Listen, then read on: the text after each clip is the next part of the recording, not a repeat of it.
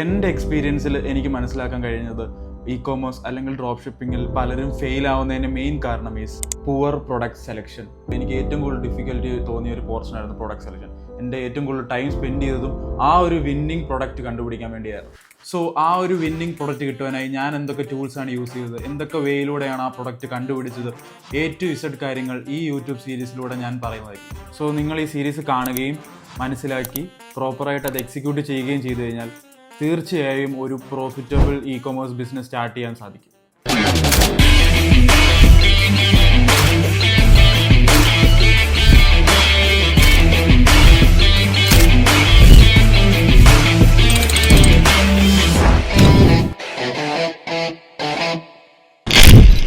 E-commerce and brand ബിൽഡിങ്ങിൽ പലരും fail ആവുന്നതിൻ്റെ main കാരണങ്ങൾ, ചില കീ പോയിൻറ്റ്സുകളാണ് ഇന്നത്തെ വീഡിയോയുടെ അജണ്ട എന്ന് പറയുന്നത്.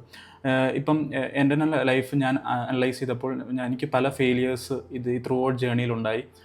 അതുപോലെ തന്നെ നമ്മളെ തന്നെ ഒന്ന് അനലൈസ് ചെയ്യുകയാണെങ്കിൽ നമുക്ക് മനസ്സിലാവും നമ്മൾ പലപ്പോഴും സക്സസ് ആവാൻ ചാൻസ് ഉണ്ട്, ഫെയിലിയർ ആവാനും ചാൻസ് ഉണ്ട്. സോ ഈ സെയിം കാര്യങ്ങൾ തന്നെയാണ് ബ്രാൻഡ് ബിൽഡിങ്ങിൽ നടക്കുന്നത്. Most of the brands within 1 year shut down ചെയ്യുന്നത് നമുക്ക് കാണാൻ സാധിക്കും. സോ അതെപ്പോഴും നിങ്ങൾ മനസ്സിലുണ്ടായിരിക്കണം. കാരണം ബിസിനസ് എന്ന് പറയുന്നത് നിങ്ങളുടെ ഒരു എക്സ്റ്റൻഷനാണ്. ഒരു ബിസിനസ് ഫെയിൽ ആവുകയാണെങ്കിൽ നിങ്ങൾ ഫെയിൽ ആയതുപോലെയാണ്. അതുപോലെ തന്നെ ഒരു ലെവൽ ഓഫ് അക്കൗണ്ടബിലിറ്റി എപ്പോഴും കീപ്പ് ചെയ്യണം. മീൻസ് നിങ്ങളൊരു ബ്ലെയിമിങ് മൈൻഡ് സെറ്റ് ഉണ്ടാവരുത്. കാരണം എൻ്റെ ബിസിനസ് ഷട്ട് ഡൗൺ ചെയ്തത് എൻ്റെ ടീമിൻ്റെ പെർഫോമൻസ് മൂലമാണ്, എൻ്റെ ബിസിനസ് ഷട്ട് ഡൗൺ ചെയ്തത് സപ്ലയേഴ്സ് മൂലമാണ്. ഇങ്ങനെയുള്ളൊരു ബ്ലെയിമിങ് മൈൻഡ് സെറ്റ് ഉണ്ടെങ്കിൽ ബിസിനസ് ഒരിക്കലും ഒരു ഭാവി ഉണ്ടാവാനോ അതിനൊരു ഗ്രോത്ത് ഉണ്ടാവാനോ നമുക്ക് കാണുവാൻ സാധിക്കത്തില്ല. അതുപോലെ തന്നെ എപ്പോഴും ഒരു 100% അക്കൗണ്ടബിലിറ്റി, ഉത്തരവാദിത്തം നമ്മുടെ ബിസിനസ്, ഇപ്പം നമ്മുടെ ബിസിനസ് സക്സസ് ആവുകയാണെങ്കിലും ഫെയിലിയർ ആവുകയാണെങ്കിലും 100% ഉത്തരവാദിത്തം നമുക്ക് തന്നെ ആയിരിക്കണം. ഇ-കൊമേഴ്സ് ആൻഡ് ബ്രാൻഡ് ബിൽഡിങ്ങിൽ പലരും ഫെയിൽ ആവുന്നതിൻ്റെ ഒരു റീസൺ എന്ന് പറയുന്നത് ലാക്ക് ഓഫ് ട്രൂ ഡിഫറൻസിയേഷൻ ആണ്. സോ അതെന്ന് പറയുന്നത് ഒരു kind of copying another brand. നമ്മളിപ്പോൾ ഒരു കോമ്പറ്റീറ്ററിൻ്റെ ആഡ് കാണുമ്പോൾ അത് അതേപോലെ തന്നെ അവരുടെ വെബ്സൈറ്റും അവരുടെ പ്രൊഡക്ട്സും എല്ലാം നമ്മൾ സ്കെയിൽ ചെയ്യാൻ നോക്കും. സോ അത് കൈൻഡ് ഓഫ് മീൻസ് ചിലപ്പോൾ അവർക്കത് വർക്ക് ആവുന്നുണ്ടായിരിക്കും, പക്ഷേ നമ്മളത് ലോഞ്ച് ചെയ്യുമ്പോൾ ചിലപ്പോൾ നമുക്കത് വർക്ക് ആവണമെന്നില്ല. സോ അതൊരു കൈൻഡ് ഓഫ് ഒരു ബ്രാൻഡ് ഐഡൻറ്റിറ്റി നഷ്ടപ്പെടാനുള്ള ചാൻസ് ഉണ്ട്. കാരണം എൻ്റെ തുടക്കകാലത്ത് ഞാനും അതുപോലെ ചെയ്തിട്ടുണ്ട്, ഞാനും അതുപോലെ ഫെയിൽ ആയിട്ടുണ്ട്. സോ ഒരു കൈൻഡ് ഓഫ് നമുക്കൊരു ഇൻസ്പിറേഷൻ എടുക്കാൻ പറ്റും. കാരണം നമുക്കൊരു അമേരിക്കയിൽ വർക്ക് ചെയ്യുന്ന ഒരു പ്രൊഡക്റ്റിൻ്റെ ഒരു ഇൻസ്പിറേഷൻ മീൻസ് കൈൻഡ് ഓഫ് അത് നമുക്ക് ഇന്ത്യയിലേക്ക് കൊണ്ടുവന്നു കഴിഞ്ഞ് കഴിഞ്ഞാൽ അത് ചിലപ്പോൾ വർക്കാവാൻ ചാൻസ് ഉണ്ട്. കാരണം അത് നമ്മുടേതായ സ്പൈസസും നമ്മുടേതായ ഒരു ട്വിസ്റ്റും ആ ഒരു പ്രൊഡക്ട്സിലേക്ക് കൊണ്ടുവന്നു കഴിഞ്ഞ് കഴിഞ്ഞാൽ തീർച്ചയായും ആ പ്രൊഡക്ട്സ് വർക്ക് ചെയ്യാൻ ഇടയാവും.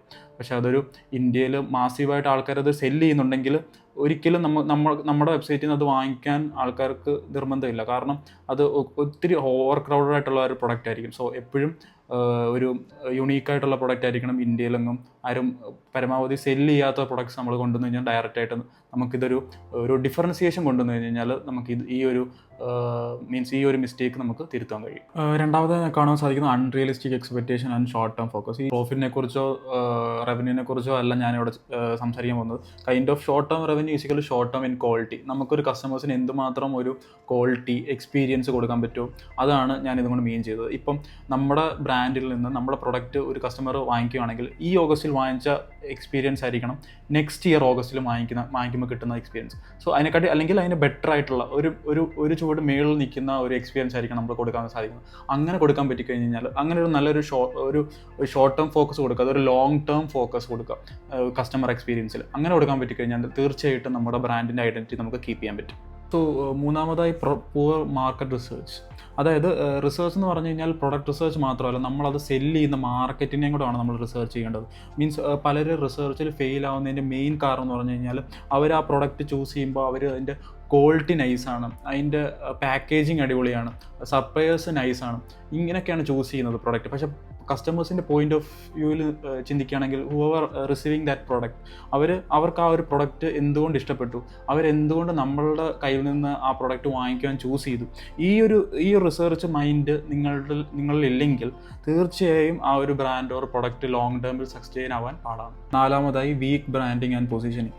നമുക്ക് നമ്മുടെ മാർക്കറ്റിൽ പല ലോ ക്വാളിറ്റി പ്രൊഡക്ട്സും കൗണ്ടർ ഫീറ്റ് പ്രൊഡക്ട്സും നമുക്ക് ലഭ്യമാണ് ഇപ്പോഴും. സോ ആ ഒരു പ്രൊഡക്ട്സ് കസ്റ്റമേഴ്സിന് ലഭിക്കുമ്പോൾ ആ ഒരു പ്രൊഡക്ട്സ് അവർ യൂസ് ചെയ്യുമ്പോൾ അവർക്ക് റിസൾട്ട്സ് കിട്ടാറില്ല, ഒന്നെങ്കിൽ അത് ഡ്യൂപ്ലിക്കേറ്റ് ആയിരിക്കും. കൈൻഡ് ഓഫ് കുറേ കാര്യങ്ങൾ ഈ ഇന്ത്യൻ മാർക്കറ്റിൽ നടക്കാറുണ്ട്. സോ അതൊരു കൈൻഡ് ഓഫ് കസ്റ്റമേഴ്സിൻ്റെ ട്രസ്റ്റ് നഷ്ടപ്പെടുവാനും ആ ഒരു ബ്രാൻഡിൻ്റെ ഐഡൻറ്റിറ്റി നഷ്ടപ്പെടുവാനുമായിട്ട് ഭയങ്കരമായിട്ട് ഒരു ദോഷം ചെയ്യുന്ന ഒരു സംഭവമാണ്. അടുത്തതായി 5-ാമതായി ineffective marketing and customer engagement. ഞാൻ പറഞ്ഞ പോലെ കസ്റ്റമർ എക്സ്പീരിയൻസ് ഒരു വളരെ ബിഗ് തിങ് ആണ്. അതുപോലെ തന്നെ ഒരു ഇമ്പോർട്ടൻ്റ് ആയിട്ടുള്ള ഒരു സെഗ്മെൻറ്റാണ് കസ്റ്റമർ സപ്പോർട്ട്.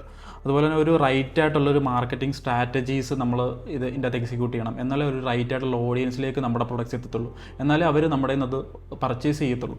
സോ സിമ്പിളായിട്ട് നമ്മൾ ഈ പ്രോഡക്റ്റ് വെബ്സൈറ്റിൽ ലിസ്റ്റ് ചെയ്യുന്നത് കൂടാതെ നമ്മൾ ഇതിൻ്റെ അകത്തുനിന്ന് സ്റ്റാൻഡ് ഔട്ട് ചെയ്യേണ്ടതെങ്കിൽ നമ്മുടെ രീതിയിലേക്ക് എന്തെങ്കിലും ആ പ്രൊഡക്ട്സിനെ ഇമ്പ്രൂവ് ചെയ്യാനോ നമ്മുടേതായ റൈറ്റ് മാർക്കറ്റിംഗ് സ്ട്രാറ്റജിയിലേക്ക് കൊണ്ടുവന്നു കഴിഞ്ഞ് കഴിഞ്ഞാൽ നമുക്കെപ്പോഴും കോമ്പറ്റീറ്റേഴ്സിനെ കാട്ടിൽ സ്റ്റാൻഡ് ഔട്ട് ചെയ്ത് നമ്മുടെ പ്രൊഡക്ട്സ് ഷോക്കേസ് ചെയ്യാൻ പറ്റും.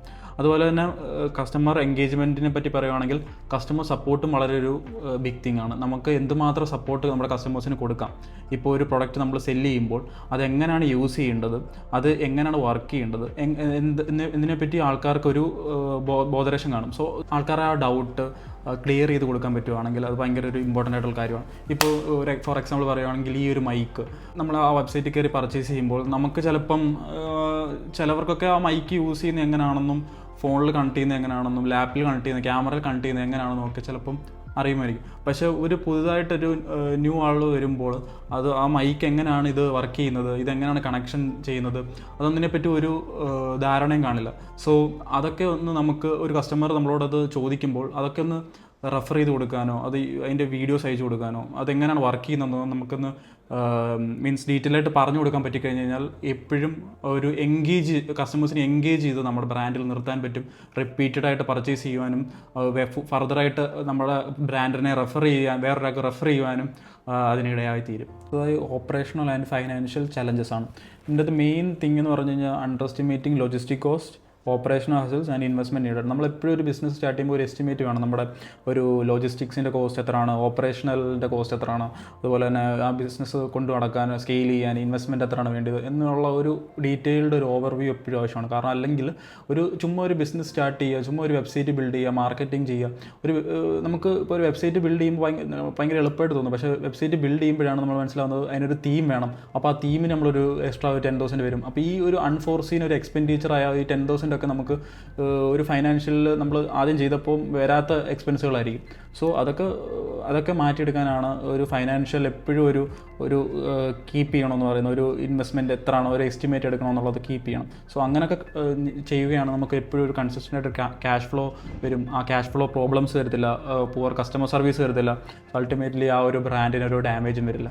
So moving on to the mind set connection. അതിനകത്ത് ഷോർട്ട് ടേം തിങ്കിങ്, അതിനകത്ത് നമുക്ക് കാണാൻ സാധിക്കുന്ന ഒരു ഇമ്മീഡിയറ്റ് ഗെയിനാണ് എപ്പോഴും ആൾക്കാർക്ക് വേണ്ടത്. ഒരു പെട്ടെന്ന് എങ്ങനെയാണ് പൈസ ഉണ്ടാക്കേണ്ടത്, പെട്ടെന്ന് എങ്ങനെയാണ് ആ ബ്രാൻഡ് ബിൽഡ് ചെയ്യുന്നത് എങ്ങനെയാണെന്നാണ് പലരും ചിന്തിക്കുന്നത്. പക്ഷേ അതൊരിക്കലും വർക്കാവത്തില്ല ബ്രാൻഡ് ബിൽഡിങ്ങിൽ, പ്രത്യേകിച്ച് ബിസിനസ്സിലുള്ള.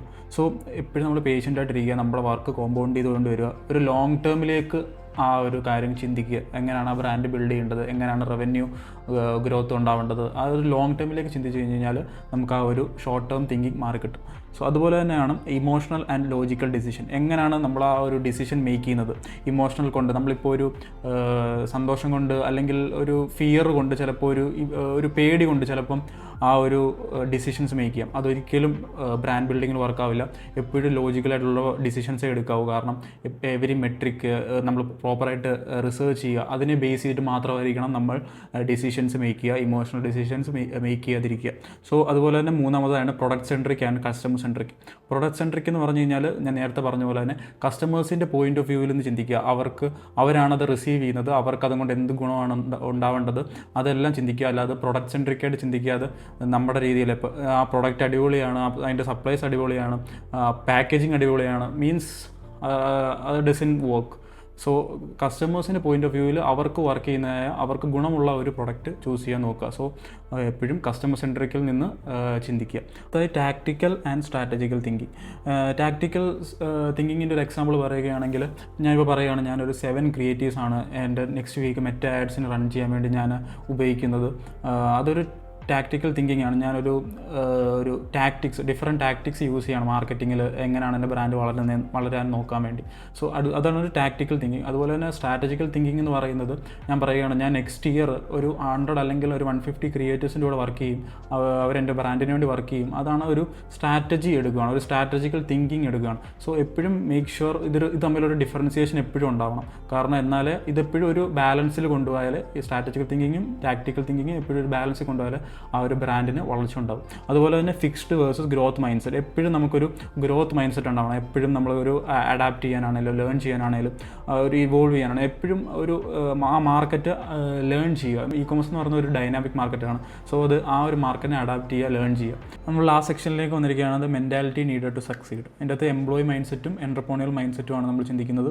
എംപ്ലോയി മൈൻഡ് സെറ്റിൽ നമ്മൾ ഫസ്റ്റ് പോയിന്റ് എടുക്കുകയാണെങ്കിൽ സീക്ക് സെക്യൂരിറ്റി ആൻഡ് പ്രഡിക്റ്റബിലിറ്റി. എപ്പോഴും ഒരു സെക്യൂറായിട്ട് പോകണം, എപ്പോഴും ഒരു പ്രഡിക്റ്റബിൾ റിസ്ക്കേ എനിക്കുണ്ടാകാവൂ എന്നുള്ളതാണ് എംപ്ലോയി മൈൻഡ് സെറ്റ് ചിന്തിക്കുന്നത്. മറിച്ച് എൻ്റർപ്രണറിയൽ മൈൻഡ് സെറ്റ് ആണെങ്കിൽ എപ്പോഴും ഒരു കാൽക്കുലേറ്റഡ് റിസ്ക് അതെപ്പോഴും ഹോൾഡ് ചെയ്യുക. ഒരു ഏത് അൺസേർട്ടൺ സിറ്റുവേഷൻ വന്നാലും അതിനെ അഭിമുഖീകരിച്ച് മുന്നോട്ട് പോവുക. അതൊക്കെയാണ് എൻ്റർപ്രണറിയൽ മൈൻഡ് സെറ്റിനുണ്ടാവുക. രണ്ടാമതായി ഫോളോസ് എക്സ്റ്റാബ്ലിഷ്ഡ് പ്രോസസ്സ്. എപ്പോഴും ഒരു എക്സ്റ്റാബ്ലിഷ്ഡ് ആയിട്ടുള്ള ഒരു കമ്പനിയിൽ കയറുമ്പോൾ അവർക്കൊരു പ്രോസസ്സ് കാണും, അത് മെയിൻറ്റെയിൻ ചെയ്ത് അതിൽ വർക്ക് ചെയ്ത് മുന്നോട്ട് പോവുകയാണ് ഈ എംപ്ലോയി മൈൻഡ് സെറ്റ് ചെയ്യുക. എൻ്റർപ്രണറിയൽ മൈൻഡ് സെറ്റ് ആണെങ്കിൽ അതിനെ ക്രിയേറ്റ് ചെയ്യുക, ഒരു പ്രോസസ്സ് ക്രിയേറ്റ് ചെയ്യുക. ബിസിനസ് എങ്ങനെയാണ് വർക്ക് ചെയ്യുന്നത്, അത് സ്കെയിൽ ചെയ്യുന്നത്, അതെങ്ങനെ ആ പ്രോസസ്സ് ത്രൂ ഔട്ട് നമ്മൾ തന്നെയാണ് ക്രിയേറ്റ് ചെയ്യുന്നത്. അതാണ് എൻ്റർപ്രണറിയൽ മൈൻഡ് സെറ്റ് ചെയ്യുക. മൂന്നാമതായി accept immediate compensation for effort. ഇപ്പം നമ്മൾ ഒരു എഫേർട്ട് എടുക്കുകയാണ്, അതിൽ നമുക്ക് കൂടുതൽ നമ്മൾ വിചാരിക്കും നമുക്കതിൽ കൂടുതൽ എലിജിബിളാണ്, നമുക്ക് കൂടുതൽ സാലറി വേണം, കൂടുതൽ സാലറിക്ക് വേണ്ടി വേറെ കമ്പനി കയറാറുണ്ട്. സോ അതൊക്കെ നമ്മൾ ചെയ്യാറുണ്ട്. പക്ഷേ എൻ്റർപ്രണറിയൽ മൈൻഡ് സെറ്റ് ആണെങ്കിൽ invest effort now for future returns. നമ്മൾ ഫ്യൂച്ചർ റിട്ടേണിന് വേണ്ടി ആ ഒരു എഫേർട്ട് ഇടുകയും അല്ലെങ്കിൽ ആ ഒരു ഫ്യൂച്ചർ ഒരു റിട്ടേണിന് വേണ്ടിയാണ് നമ്മളത് ഇൻവെസ്റ്റ് ചെയ്യുന്നത്. അടുത്തതായി അവോയ്ഡ് റിസ്ക് ആൻഡ് അൺസർട്ടനിറ്റി. ഒരു റിസ്ക് വന്നാലും അത് അവോയ്ഡ് ചെയ്ത്, അൺസർട്ടൺ ആയിട്ടുള്ള സിറ്റുവേഷൻ വന്നാലും അത് അവോയ്ഡ് ചെയ്യുക. മറിച്ച് ഇതിൻ്റെ അകത്താണെങ്കിൽ views every challenges as an opportunity. നമ്മൾ ഏതൊരു ചാലഞ്ച് നമ്മുടെ ബിസിനസ്സിൽ വന്നാലും അതൊരു ഓപ്പർച്യൂണിറ്റി ആയിട്ട് കണ്ട് മുന്നോട്ട് പോകുക. അടുത്തതായി ഫോക്കസ് ഓൺ കംപ്ലീറ്റിംഗ് ടാസ്ക്.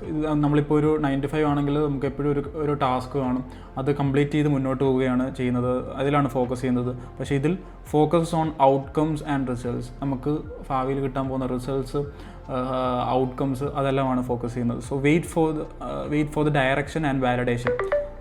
നമ്മളിപ്പോൾ ഒരു എംപ്ലോയി ആണെങ്കിൽ ഒരു സീനിയർ ആളുണ്ടെങ്കിൽ അവരുടെ ഒരു ഡയറക്ഷൻ അല്ലെങ്കിൽ അവരുടെ ഒരു വാലിഡേഷൻ ഉണ്ടാവും, അതിനുവേണ്ടി ഞാൻ വെയിറ്റ് ചെയ്യാറുണ്ട്. പക്ഷേ ഇതിലാണെങ്കിൽ self directs and validates internally. നമ്മൾ തന്നെയാണ് അതിനെ സെൽഫായിട്ട് അത് ഡയറക്റ്റ് ചെയ്യുകയും അതിനെ വാലിഡേറ്റ് ചെയ്യും, അത് പ്രോപ്പറായിട്ട് റൺ ചെയ്യുന്നുണ്ടോ എന്നുള്ളത് ചെക്ക് ചെയ്യുന്നത്. സോ അത്രയൊക്കെ തന്നെയുള്ളൂ ഇന്നത്തെ വീഡിയോ. നിങ്ങൾക്ക് മനസ്സിലായെന്ന് ഞാൻ വിചാരിക്കുന്നു. മനസ്സിലായെങ്കിൽ നിങ്ങൾ കമൻറ്റ് സെക്ഷനിൽ റിവ്യൂ രേഖപ്പെടുത്തുക. അതുപോലെ തന്നെ ഞാൻ ഫർദറായിട്ട് പ്രൊഡക്ട്സ് റിസർച്ച് റിലേറ്റഡ് ആയിട്ടുള്ള കുറേ കണ്ടൻറ്റ് ഷൂട്ട് ചെയ്ത് വെച്ചിട്ടുണ്ട്. അതും ഞാൻ ഓരോന്നോരോന്നായിട്ട് അപ്ലോഡ് ചെയ്യുന്നതായിരിക്കും. സോ മേക്ക് ഷുവർ നിങ്ങൾ ചാനൽ സബ്സ്ക്രൈബ് ചെയ്തിട്ടുണ്ടെന്നുള്ളത്. സോ എന്തായാലും നമുക്ക് അടുത്ത വീഡിയോയിൽ കാണാം.